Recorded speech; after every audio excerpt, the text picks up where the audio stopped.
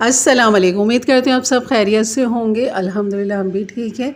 और यहाँ पर आज मैं बनाना सिखाऊंगी आपको अपने अंदाज़ में कड़ी पकोड़ा की रेसिपी, जो कि दो तरीक़ों से बनती है, लेकिन आज मैं यहाँ पर आपको बनाना सिखाऊंगी कि हमने शुरू में भगाड़ लगाना है। इसका पहले मसाला तैयार करेंगे, जिसके लिए मैंने हाफ़ कप ले लिया था ऑयल, और यहाँ पर तकरीबन आधी प्याज थी बड़ी, जिसको मैंने हाफ़ ले लिया था, इसको चॉप कर लिया था, या छोटी प्याज ले लें। भगाड़ के लिए हमने सफ़ेद ज़ीरा हाफ़ टी स्पून, राई डाल दी थी हाफ़ टी स्पून, मेथी दाना हाफ़ टी स्पून, और कड़ी पत्ते जो है तकरीबन ये मेरे पास ड्राई थे जो मैंने यहाँ पर डाल दिए थे, तकरीबन 25 से 30 पत्ते होंगे। और जैसे ही हल्का सा इसमें कलर आ जाएगा, प्याज थोड़ी सी नरम हो जाएगी, हमने गोल्डन नहीं करना प्याज को, तो यहाँ पर डाल देंगे हम अदरक लहसुन का पेस्ट 1 टीस्पून भर के, उसको हल्का सा भूनेंगे 1 मिनट के लिए। उसके बाद डाल देंगे यहाँ पर लाल मिर्च 1 टीस्पून, और हल्दी डाल देंगे 1 टीस्पून भर के डालेंगे, क्योंकि हल्दी का हमें कलर चाहिए। और यहाँ पर हाफ़ टी स्पून पिसा हुआ धनिया भी डाल देंगे। यहाँ पर 1 टेबल स्पून नमक डाल देंगे, और यहाँ पर थोड़ा थोड़ा सा पानी डाल के हमने इसको भूनना है। और यहाँ पर मैंने 1 टीस्पून पिसी हुई लाल मिर्च डाली है, तो यहाँ पर 1 टीस्पून मैं कुटी हुई लाल मिर्च भी डाल दूँगी। अगर आपको कुटी हुई नहीं पसंद है तो आप लाल मिर्च 1 चम्मच और भी डाल सकते हैं। इसी तरह पिसा हुआ डाल दें, 1 टेबल स्पून लाल मिर्च डाल दें, और थोड़ा थोड़ा पानी डाल के इसको भूनते रहें। जैसे ही मसाला बिल्कुल भून जाए, फटाफटा सा हो जाए, तो बस यहाँ पर डाल देंगे अब हम पानी। और यहाँ पर मैंने एक बॉल के अंदर, जो कि मेरे दही का ही बॉल है, तकरीबन 1 पाव से ज़्यादा इसमें दही थी, वो ले लिया था, तकरीबन 1 पाव से ज़्यादा। और जो बेसन था वो यहाँ पर मैंने आधा पाव बेसन ले लिया था, तो दही के साथ खूब अच्छा सा उसे फेंट लिया था, जैसे कि आपको नज़र आया था। तो बस इसमें पानी डालें खूब अच्छा सा, और इसके अंदर डाल दें, और डालते ही आपने डायरेक्ट डाल देना है।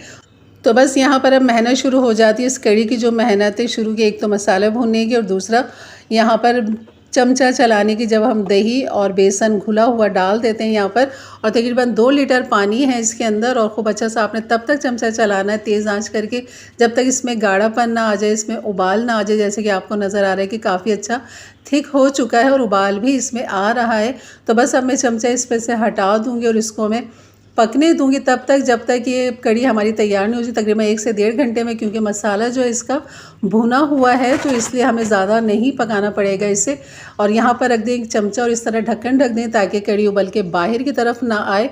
तो बस इसे पकने देंगे हल्की आंच पे कड़ी को। और यहाँ पर पकोड़ों की तैयारी कर लेते हैं।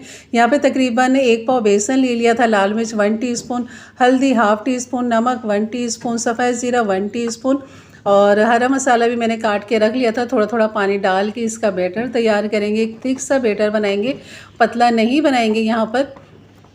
और प्याज मैंने तकरीबन एक बड़े साइज़ की चॉप कर ली थी, हरा धनिया हाफ़ गड्डी, हरी मिर्ची आप अपनी मर्ज़ी के हिसाब से कम ज़्यादा कर सकते हैं। मैंने यहाँ तकरीबन बड़ी वाली हरी मिर्च 2 बड़ी ले ली थी, जिनको इस तरह बारीक चॉप कर लिया था।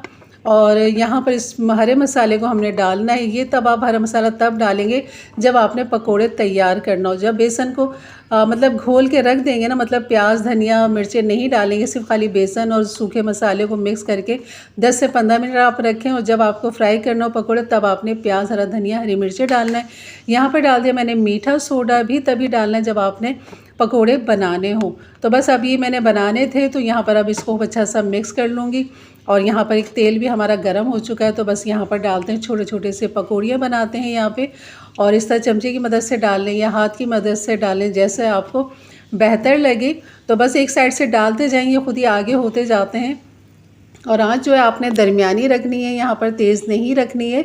तो बस इसको खूब अच्छा सा पकने देंगे एक तरफ, फिर इसके बाद इसको पलट देंगे। तो यहाँ पकोड़े आपने पहले तैयार करके मतलब निकाल के रख लेना है। कड़ी भी अभी पक रही है, अभी कड़ी तैयार नहीं है, लेकिन मैं पकोड़े बना के इसलिए रख दूँगी, क्योंकि जैसे ये ठंडे होंगे ना पकोड़े, तो फिर हम इसको कड़ी के अंदर डालेंगे। जब कड़ी हमारी तैयार हो जाएगी तब हमने पकोड़े डालने।